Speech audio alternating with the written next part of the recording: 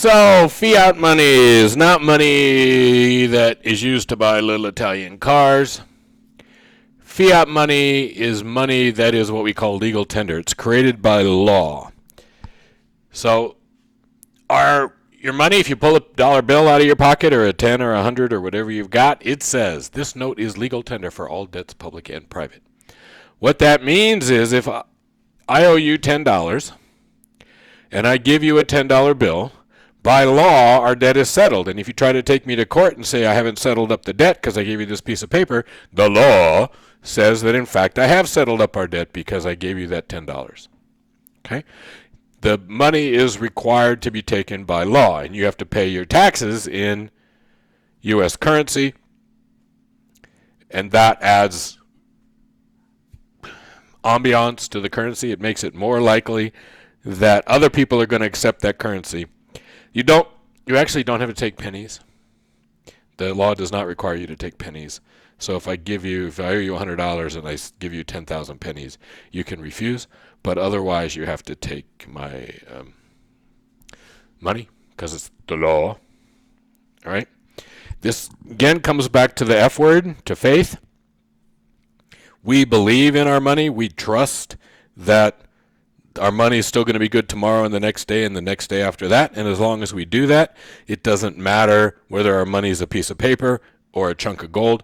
We trust that it's going to retain its value and therefore it works. All right. So basically the whole universe is on fiat money systems now. There aren't countries out there that are requiring you to pay in gold and silver. I should note, as an aside, if you're really bored, go read your Constitution, because I know certainly nobody in Congress or the Washington seems to ever read their Constitution. But the Constitution actually specifically requires that you pay your state taxes in gold and silver coin. But the Supreme Court said, so we don't have to pay our debts in gold and silver coin.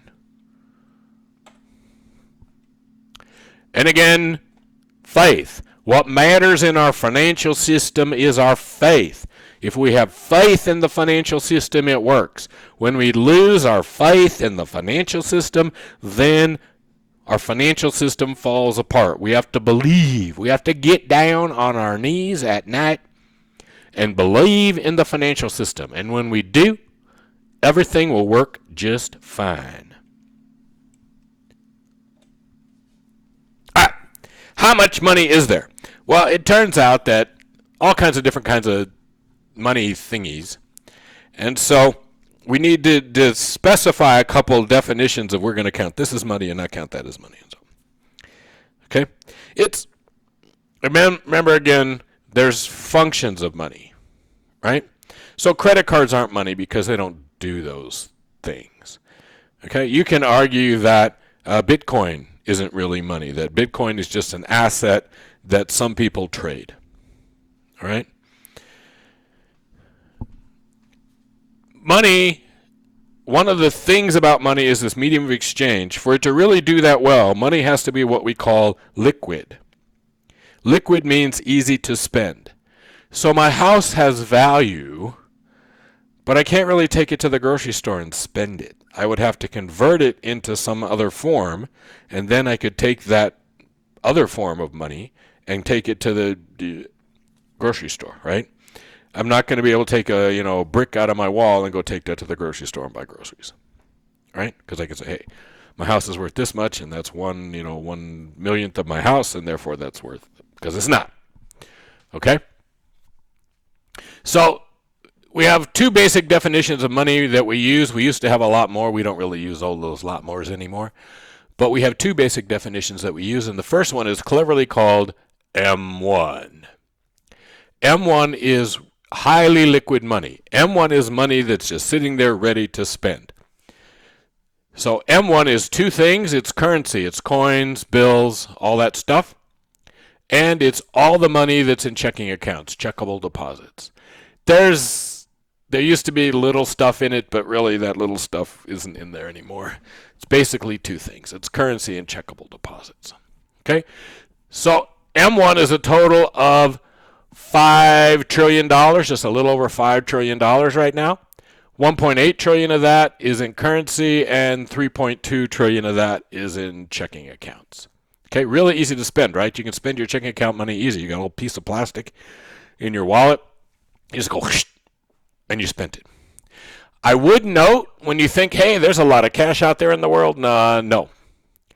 Of the $1.8 trillion in cash, 1.3 trillion of that is in $100 bills. So if for money less than $100 bills, there's only $500 billion, there's only half a trillion.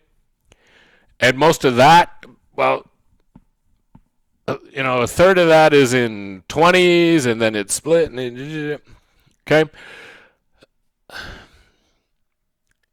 Most of the big cash denominations, like I said, we used to have these $5,000 bills. Well, bad people use them. Good people don't take a $5,000 bill to the grocery store. But Al Capone, the big criminal guy, he's got to stash his money away somewhere. He wants $5,000 bills to make it easier to stash that money away. So we've got rid of the high denomination bills because they were only being used in criminal activity. And there are federal agencies that think we should get rid of $100 bills because mostly they're used in illegal stuff. You can actually, if you have a briefcase and you stuff it full of $100 bills that have been out in circulation, drug dogs will sniff it out because there'll be so much drug residue in the currency. And we won't go all into this, but the ink on your money takes years to dry. The way they put the ink on, it's a special process that, again, is one of the ways you identify counterfeits is the fancy American, it's not actually American ink, but the fancy ink that's on your bill. Because it's so fluid, it absorbs stuff that's around it. So if you're a drug dealer, your money is absorbing quantities of drugs, and if you put enough money together, drug dogs can sniff it out. Okay? There's people who think we should get rid of currency and go just to debit cards, but I will tell you that when Russia was the Soviet Union, when they were communist, they commissioned a study to figure out how best to control their population, how best the government could control the lives of the people, and their conclusion was to go to a debit card system. Because then the government knows everywhere you are and what you're doing.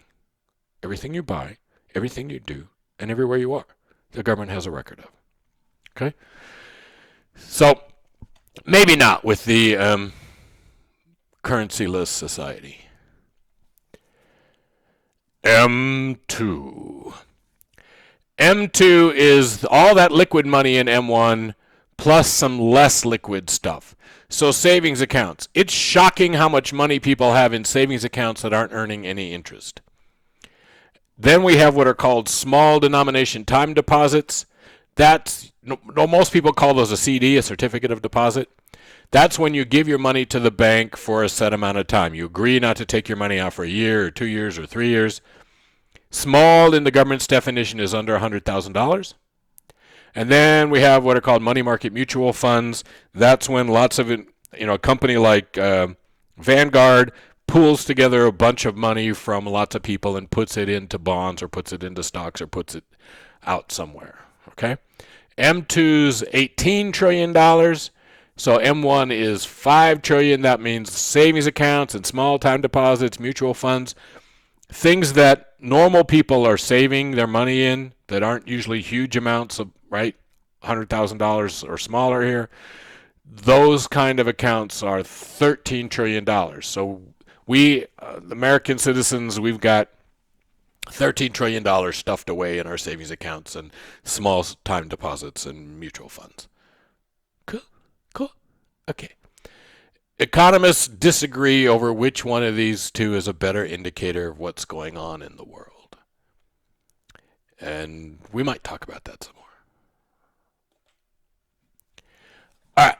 So we want to talk old school, new school here. And so that's actually the first graduation ever at UNLV. If you haven't seen the pictures of it, that's a picture from the very first graduation at UNLV, which was called Nevada Southern at that point, was NSU.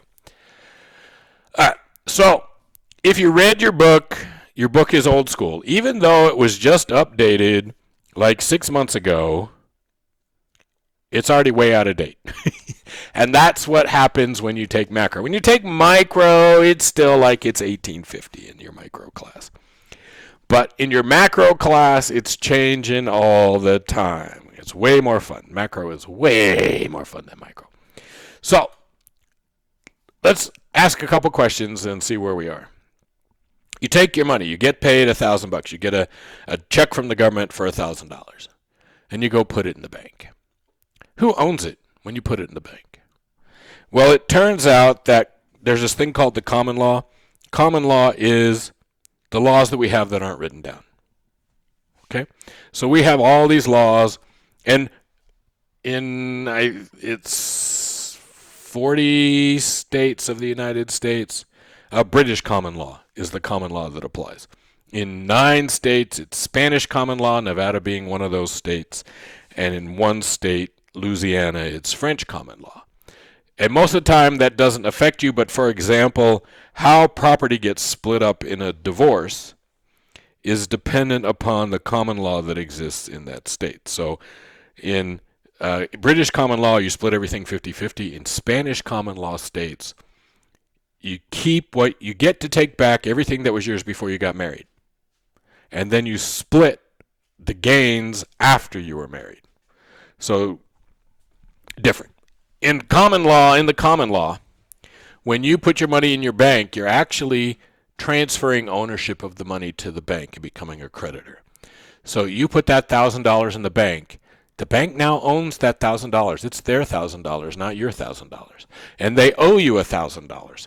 So putting $1,000 into your bank account is legally not very different from you selling $1,000 in paper clips to the bank.